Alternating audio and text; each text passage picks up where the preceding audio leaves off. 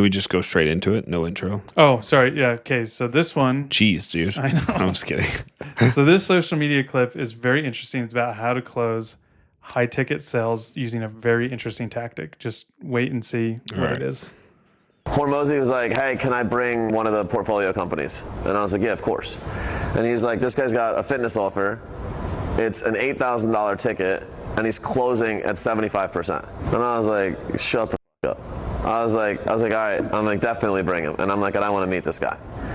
Hey, I'm like, you're the guy that's closing high ticket at like 75%. He's like, yeah. And so like he was very complimentary of us, and I was like, well, like, dude, you got to tell me your secret sauce. Like, what are you doing? And he's like, it's easy. He's like, we cancel most of our calls. And I was like, what do you mean? And he's like, every morning I look at who's on the calendar. He's like, and I go through and I ask myself, am I confident that this is going to close? If it's not a yes, I cancel it. She's like, there's two different outcomes that happen. One, the person immediately texts us and is like, why the did you cancel my call? At which point they just qualified themselves. Or two, they say nothing and they do nothing. At which point I know they weren't going to buy anything. And so for you, it's just a very simple function of qualify that front end better. That's it. Like when you have too many leads, it just means we have a qualification issue. Yeah. So if you get a bunch of leads, but you're not closing them, it's just, you're just not.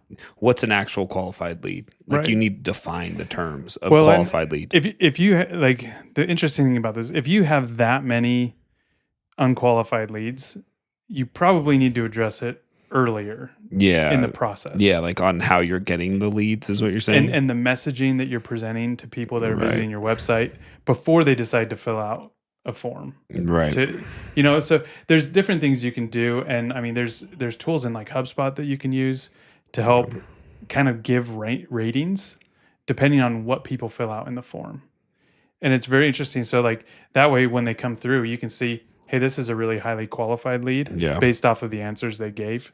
And so it'll rank them on how they answer. Yeah. Okay. And That's so cool. like to his point though, like if you still do get some unqualified leads, you could potentially, if you're super overwhelmed with leads, you could try that tactic and see, just cancel it, not say anything and wait for them to respond. And if they respond, you know that they're actually serious.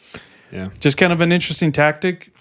I don't know if I would dare to implement it in any businesses that I owned, but like, it is kind of an interesting one. Yeah, it is interesting. You don't it's like there's a percentage of people that when you say, I'm just going to cancel this meeting, and they actually want to talk to you, to be like, oh, dude, they're not going to give me the time of day. I don't want to work with them. Right.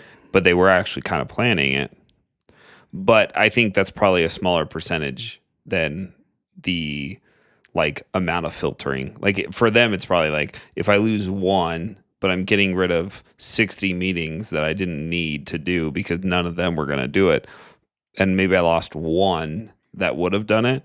It's like, but the time I saved on that means I'm finding other leads and I'm doing other stuff. I think it also depends on how much sales volume you're doing. You know, if you're doing really well and you're just completely overwhelmed, like try the more some. Then it's like if you're just starting out, don't do that. Take them, learn about who they are and what makes them unqualified, and then address that earlier in the process. And I think like when you're first starting out, whether it's a service based or whatever, you have to also go through the learning process of how do I pitch to people, and like you're going to be nervous. How do I get through the nervousness, and you're working through a lot of that stuff. And so, I think you should probably take on, even if you know like this isn't going to work out. Yeah. This is probably a very mature sales process that they're referring to. Yeah. I guarantee you at the very beginning, they did not do that. No, but I think it's cool if your problem is too many leads and you want to siphon those down to like actual people. It's a good way to do it. Thanks for listening. Every week we go over news, tips, tricks, and best practices to help you grow your small business. So follow and subscribe below.